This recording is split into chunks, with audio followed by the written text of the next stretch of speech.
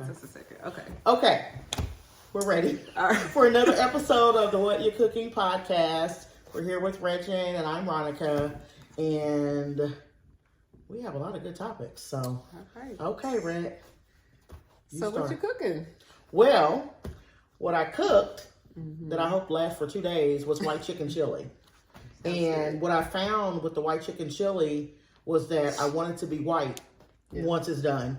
Because I used to make it where I would still do the chili powder, the tomatoes, and all that. And I'm like, I don't like this. So what I try to do is I buy the can of the white beans. Really the cannoli beans. Cannellini beans. Not the Great Northern, but the cannellini beans, I believe. And they're really called white kidney beans. Okay. Are they bigger? No, they're regular kidney bean size. I know, but those are bigger to me than the Northern. That's what I'm asking. Are they like kidney? They're not big like the big lima beans. They're like normal size. I would think they were Great Northern.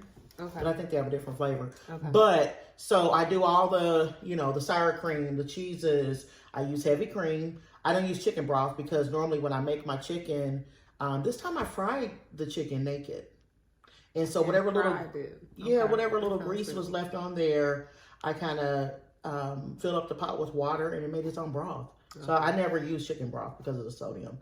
But my special ingredient, I call it my special ingredient, but I really ramp up on using the can of green chilies. Okay. To me, that gives it the flavor of the white chicken chili. Because you know how you're like, what does that taste? It calls for cumin as well, or cumin, but I don't like a lot of cumin, but I put a little bit in there. It overpowers. I know, but I feel like that's what you need, that taste for chili. I don't know. Oh, really? Okay. But, and I use frozen corn. I thought about potatoes, but I'm thinking, no. White chicken. So then to me, that's more like a corn chowder. Chowder. So I just used the corn, the beans, the chicken. I did a chicken breast. And, I don't like shredded chicken in the chicken chili. I like it to be chunky. Yeah, it gives it a different, flavor, texture, whatever. So, when we talk about my dish later, I have something to say about that. Okay. Well, sounds good. How did the kids like it? Well, is it going to last 2 days?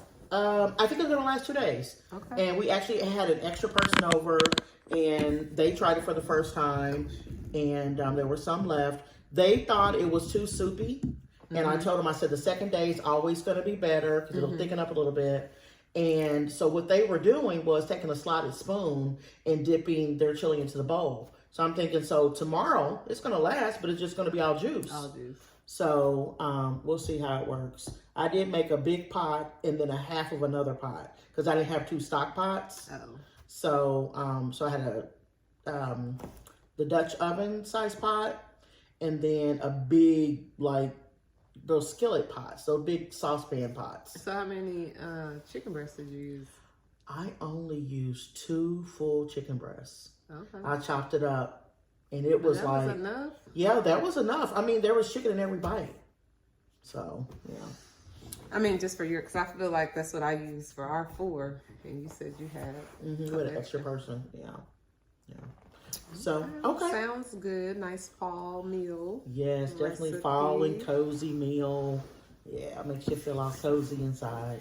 Yes, very nice. Yeah. So, what are we talking about? Our topic for today? Yeah.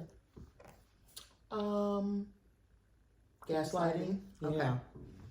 So gaslighting is not a new term to me, but I took some time the other day to kind of look it up to see what it meant. And so I'm going to read. I'm on Wikipedia, y'all, but I probably could have went to the dictionary. But basically, it's just saying this term is used to describe a person, a gaslighter, who presents a false narrative to another group or person, thereby leading them to doubt their perceptions and become misled, disoriented, or distressed. Oftentimes, this is for the gaslighter's own benefit. Normally, this dynamic is possible only when the audience is vulnerable, such as in unequal power relationships, are fearful of the losses associated with challenging the false narrative. Gaslighting is not necessarily malicious or intentional, although in some cases it is. So I thought that last sentence was interesting because what made me look up gaslighting had to do with an abusive type situation. And to me, it was very malicious and intentional. Even though, like I said, it doesn't always have to be, but it was just very interesting. And I am going to plug a book, but I'm not going to talk about the book that much because, you know, I want to get approved. But a friend of ours, Dr. Ricky McCrae, wrote a book. It's called Some Things Are Worth Fighting For. Okay. And in the book, he's talking of a relationship, and it just reminded me of something where I was just like, this person's being gaslighted. I wonder if they understood that that's exactly what's happening. Okay. And so wanted to ask you, have you ever felt like, we're going to talk about it in the basis of a relationship, but maybe just show how it could be done in other type forms of relationships. But have you ever in like a romantic or relationship felt like you have been gaslighted? I think definitely in a relationship, probably, but I can't think of an example. Okay. I think more of it in a work relationship. Okay. Like with a boss or like, you know, your executive leadership sometimes. And a more specific example is when like you're not getting along with maybe your immediate supervisor. And a lot of times, you know, you're supposed to go up the chain, or, you know, go up the chain in order if you have a complaint. And this particular instance, we felt like one employee was benefiting more so than the other employees. So we went to the immediate supervisor, and they were like, oh no, you know, they've worked on this project, and, you know, we're just going to try them out. And the next time the opportunity comes around, I'll put your name in the pot. You know, and so that next time kept coming around, and my name never seemed to get into the pot. And so actually we have like an anonymous something with HR or something like that. And I believe it trickles back down to your department because they have to investigate it. And so it was just kind of swept under the rug, you know, and you just continue to see that person just kind of move and elevate, and, you know, so that's my experience. Yeah, so I don't really have a personal one, but it kind of led me to just women, and it happens to men, but I guess I'm talking from a woman's perspective, women in abusive relationships. Okay. So this is kind of what it stemmed from, you know, the story, you know, person had mentioned to me and said like, well, I just had to, you know, some of the abuse led her to be like acting out of character, doing some crazy things, right? And it was one of those things where she felt like I just had to have proof. Like she knew what was going on, but the proof, so to get the proof, she had to do some out of character things. You see what I'm saying? But I said all that to say, so it's okay. We got timers on. Excuse us. We're human. Trying to get this going. I know. Okay.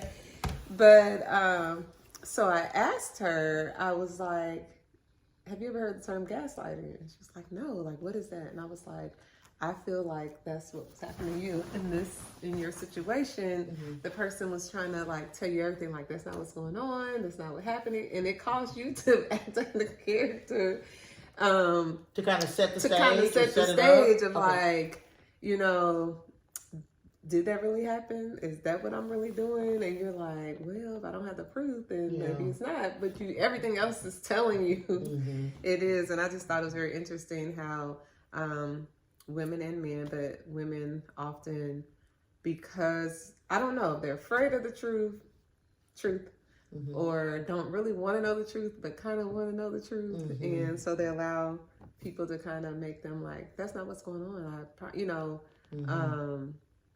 did I say that? You know, is that what's going on? Or they may ask you, well, when did I do that? Yeah, or when did I do send that? it? And you don't have a specific date Yeah. or timestamp. Yeah. Yeah, so, but in other instances, like I've recently, not, I still wouldn't say me personally this happened to me, but I was just thinking about how like doctors with Black women in our health, you know, like they make you feel like what you feel, you know, like I'm having these thoughts